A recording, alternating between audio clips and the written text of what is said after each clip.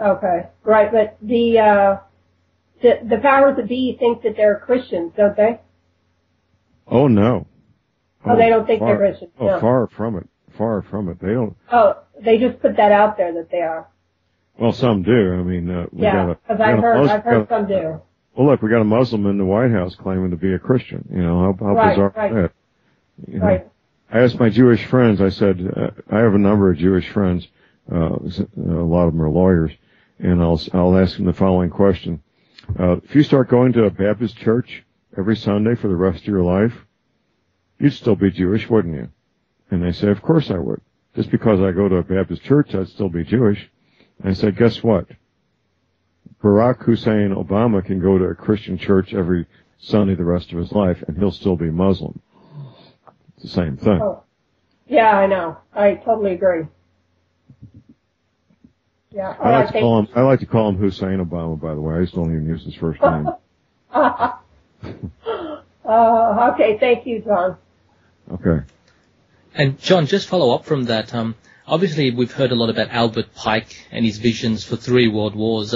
How does that tie in? Do you think there might be a World War III before these Earth changes, or even after it? Well, we might be in World War II began in the mid-1930s, don't we?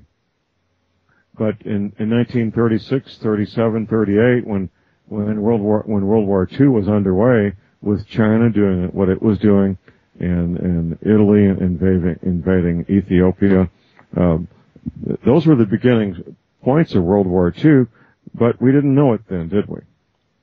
They didn't call it. No, we didn't. Correct. It was several years later.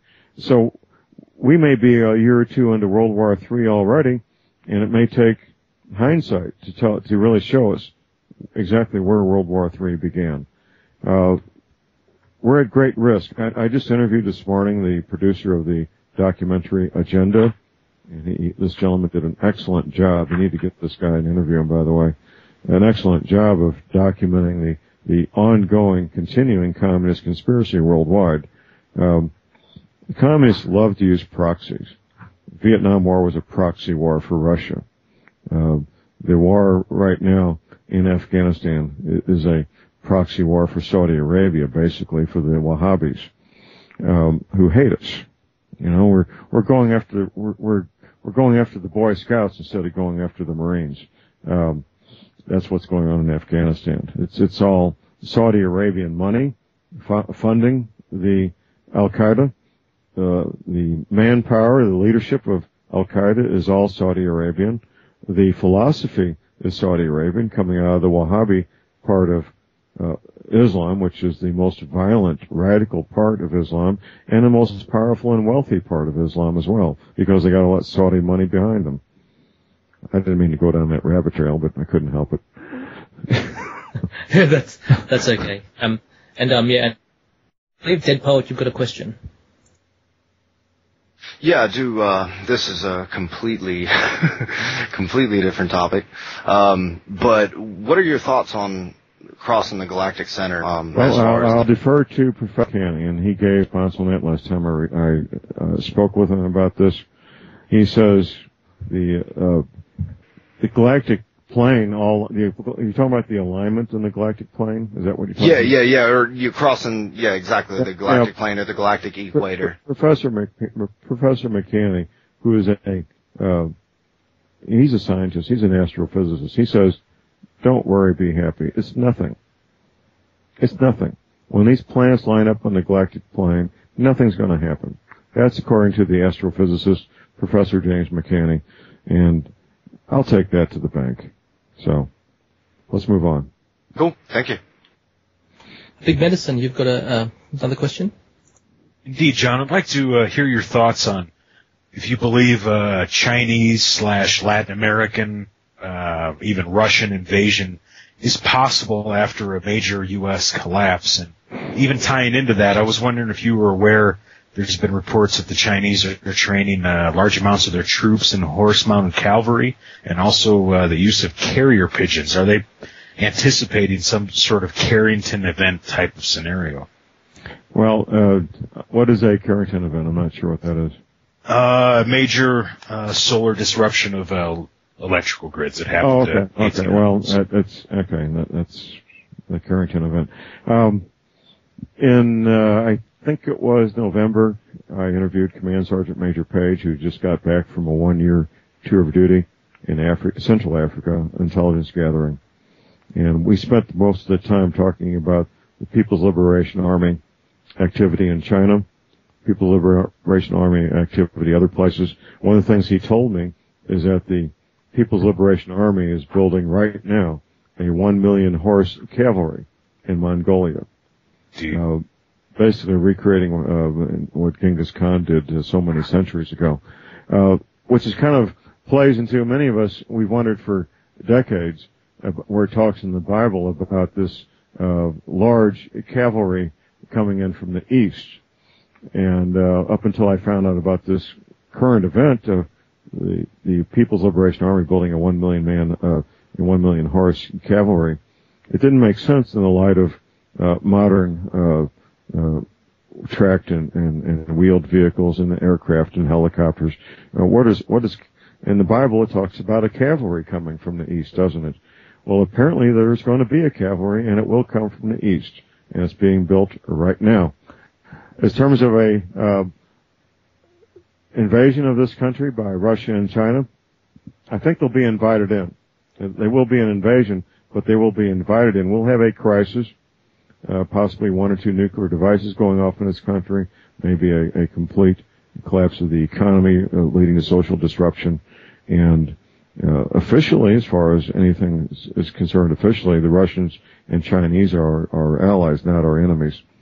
And they'll be invited in. They're already in Mexico.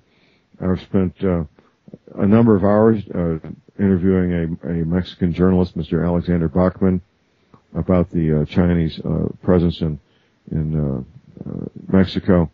I've talked to men who've been to Russian military bases in Mexico, and there's been a number of cross-border incidents of Asian men in military uniforms with weapons crossing our southern border and shots being fired. I don't know if they were training operations or what they were, but these things have happened, and even mainstream media has documented them. They're also in Canada as well. These areas are massive. These areas, outlying areas in Canada and Mexico, are massive areas of thousands of square miles where there's almost no people. And yes, I believe this will happen. I can't say when. I can say the equipment, supplies, and the men are all pre-positioned in Mexico, in Guatemala, in Canada, waiting for the signal, and when the signal comes, they'll come in. Indeed, China also controls the Panama Canal as well, so can move a lot of ships through there. Absolutely. They also control the train and all 3 ports. Indeed. Thank you very much, John. Okay. John, sorry, just a quick follow-up. I know you've A.C. Griffiths asks you this question every time you actually go on his show, but so he's always asks you about the Jericho scenario. Do you think we may never find out or know the difference between what's a genuine terrorist event and what's a false flag? History has taught us that they'll take advantage. Look at Pearl Harbor, for example. Roosevelt knew Pearl Harbor was going to happen well before it happened.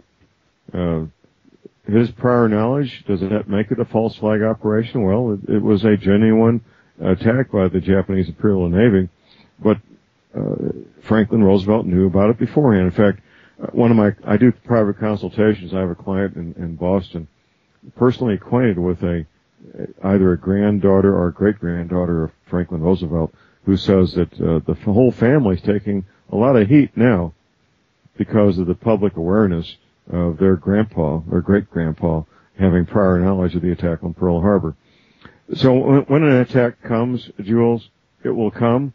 And as I tell people, us barefoot peasants, we need to deal with the consequences, regardless of if it's a genuine terrorist attack or a false flag terrorist attack.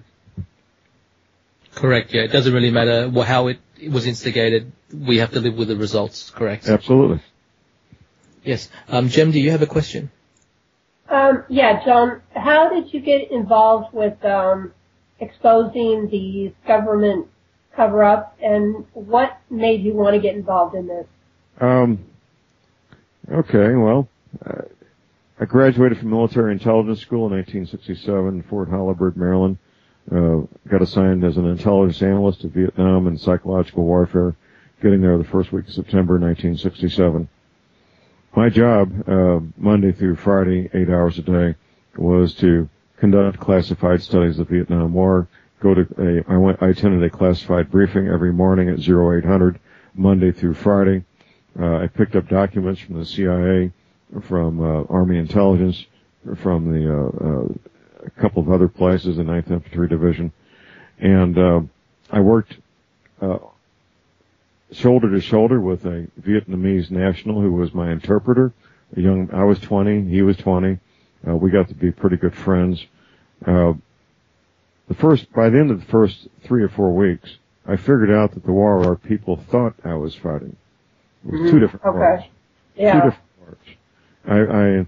And by the end, within days of getting in Vietnam in September of '67, the men I worked with at the time was the 19th Psychological Company, and we became the 10th Psychological Operations Battalion later that fall.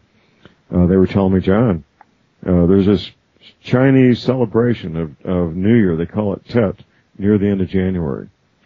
And they're going to hit us. There's going to be an attack.